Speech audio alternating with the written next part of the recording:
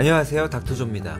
프로바이오틱스와 유산균, 이 두 단어가 혼용되어서 같은 의미로 사용되기도 하는데요, 같은 뜻은 아닙니다. 오늘 그 차이를 한번 알아볼게요. 한국인들은 유산균이 더 익숙하고 미국에서는 프로바이오틱스라는 단어를 사용합니다. 프로바이오틱스는 번역하면 유산균이 아니라 유익균이죠. 이제는 한국에서도 프로바이오틱스라는 단어가 익숙해졌지만 미국에서는 예나 지금이나 유산균이라는 단어를 아예 사용하지 않습니다. 왜 그러냐면은 그 유산균의 유산은 젖산을 의미하거든요. 우유할 때 젖산. 그래서 말 그대로 젖산을 분비하는 박테리아균이 유산균인 겁니다. 수많은 프로바이오틱스 균주들 중에 젖산을 분비하는 균들을 한데 묶어서 총칭한 게 바로 유산균인 거예요. 예를 들면 유산균 말고 낙산균이라고 있습니다. 뷰티릭 애시드라고 하는 낙산을 분비하는 균들을 낙산균이라고 부릅니다. 유산을 분비하면 유산균, 낙산을 분비하면 낙산균. 우리는 그저 낙산균에는 그다지 익숙하지 않은 것 뿐이에요. 프로바이오틱스 제품들 속에는 유산균과 함께 낙산균들도 포함이 되어 있습니다. 뿐만 아니라 효모균, 포자균, 그 특징에 따라서 다양하게 명명된 다채로운 균주들이 존재하는 거예요. 유산균은 그 중에 하나인 거죠. 얘들이 인체에 해를 끼치는 게 아니라 건강에 도움을 준다면 유익하다, 그래서 유익균입니다. 당연히 해로운 애들은 유해균인 거죠. 우유가 쉬는 과정에서 유산균이라는 게 처음 발견됐는데 그 유산이 생기는 이유가 유산균 때문이구나. 그러니까 유산균이 유산을 생성하는 거구나. 이걸 처음 발견한 사람이 루이 파스테르입니다. 1857년. 그러니까 파스테르 우유라고 괜히 이름 지은 게 아니죠. 그런데 한국에서는 유독 유산균이 유명한 이유는 일본의 영향 때문입니다. 1940년에 일본의 키타하라 박사가 유산균의 정의를 명확하게 규정하면서 유산균이라는 단어가 보편적으로 사용되기 시작한 거예요. 유산균이라고 인정을 받으려면 단순하게 유산만 만들면 되는 게 아니라 여러 가지 조건들이 있습니다.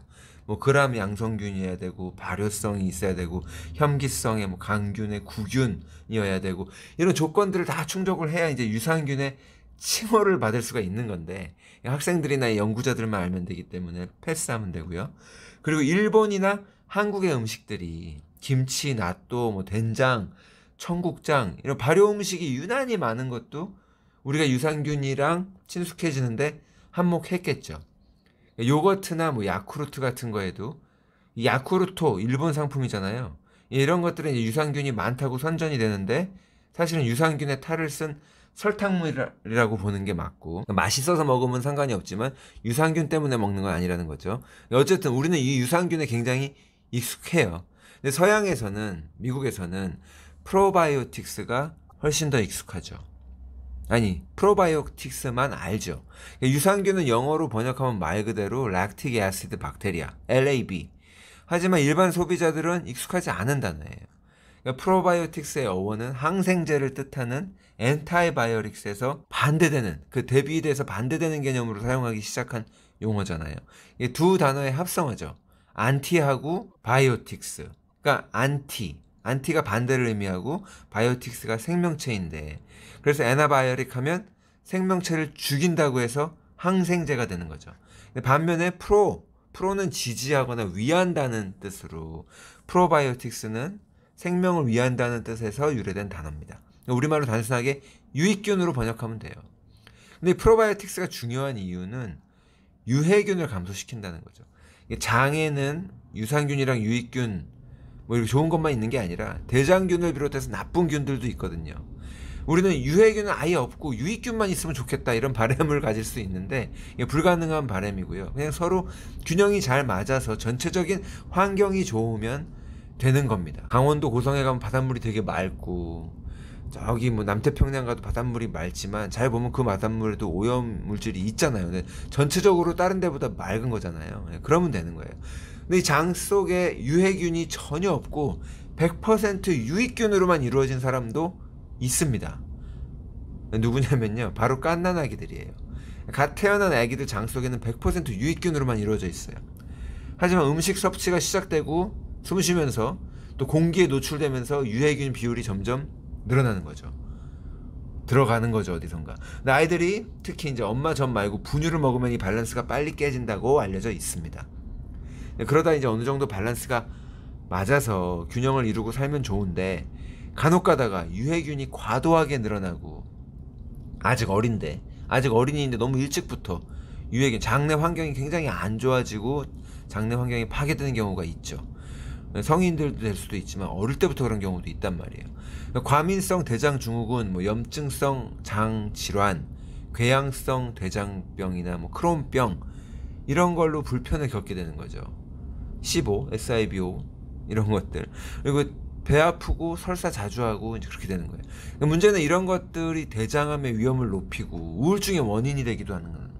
요즘은 대장암이 되게 흔한 암 중에 하나인데 우울증 너무 많고, 우리가 이제 그런 시대를 살고 있는데 프로바이오틱스가 예방에 도움이 되는 거예요. 정리를 하자면은 이런 분들이 복용하시면 좋습니다. 항생제 치료를 받으신 분, 항생제로 해서 유익균, 유해균을 싹 다 죽였으니까 다시 재건을 해야 될 거 아니에요. 우리 장 안에 있는 프로바이오틱스가 면역 역할을 하는데 항생제 먹고 나면 전체 면역은 더 떨어진 상태예요. 그래서 또 재차 감염되기가 쉬우니까 이걸 예방하기 위해서 프로바이오틱스를 먹어주는 게 유리한 거죠. 그리고 또 변이, 대변을 봤을 때 설사든 변비든 장 상태가 안 좋고 왔다 갔다 한다든가, 아니 방구 냄새가 독한 분들, 그리고 또 당뇨, 고혈압, 아토피 환자는 당연히 프로바이오틱스 먹어야 되고요. 인슐린 저항이 있는 분들 얘기하는 거죠. 그리고 아까 말씀드린 우울증, 이 행복한 느낌을 들게 하는 게 세로토닌 호르몬, 이게 뇌에서 만드는 게 아니라 장에서 만듭니다. 이 세로토닌을 만드는데 트립토판이 또 필요하죠. 이 트립토판은 아몬드나 캐슈넛 이런 데 많죠. 육류에도 많이 있고. 그리고 비타민 B랑 C, 이것도 결핍이 되면 세로토닌을 못 만들어요.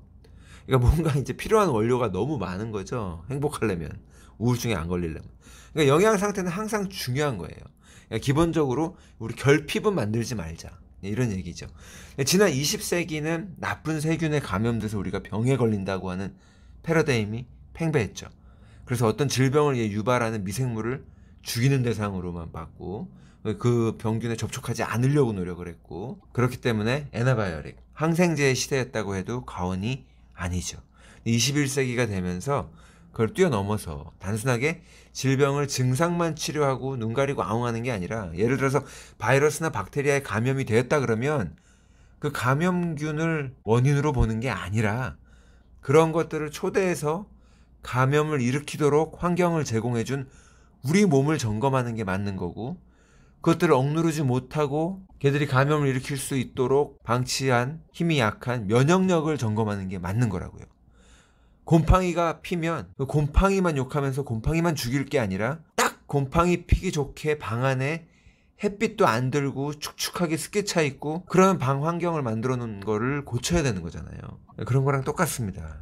이런 것들에 대한 깨달음이 생기고 그 인식이 많이 진보되었다고 생각을 했는데, 이번에 코로나 사태를 대하는 모습들을 보니까 도로 19세기로 돌아간 것 같아요. 다음 시간에는 프로바이오틱스의 부작용에 대해 알아보도록 하겠습니다. 이게 부작용도 많거든요.